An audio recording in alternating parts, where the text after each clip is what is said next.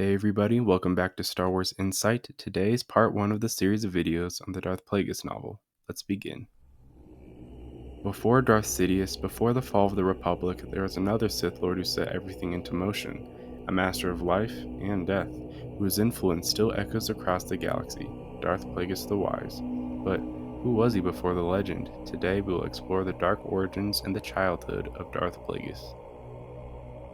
Born as Higo Damask, he was a Mune, a tall, thin humanoid species known for their financial skill. Higo was born and grew up in the powerful banking world of Megiddo. His family was part of the intergalactic banking clan based on Scipio. The Damask family was wealthy and cunning. Higo's father had become the planet's administrator more than 10 years earlier, and his Kodosa wife. They were secretly tied to the Sith Order for generations, as they were mildly sensitive in the Force. From a young age, Higo displayed extraordinary intelligence, and something even rarer for his moon species, a deep sensitivity to the Force. Growing up as a young child, his mother, Marok Guan, a lower caste Mune, discovered his Force sensitivity early and closely monitored him, recording his emotions, friendships, and early manipulations. Higo mostly spent time with his playmates, although, as it says in the book, he was only 5 years old when he began to sense that he was somehow different from the rest of them.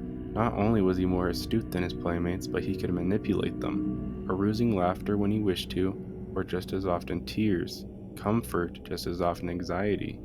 He learned to read intention and body language, and as his abilities increased, he eventually tested the limits of his power by using a very potent mind trick on a Mune child he had grown to dislike, convincing the boy to commit suicide by jumping into a courtyard from a high window.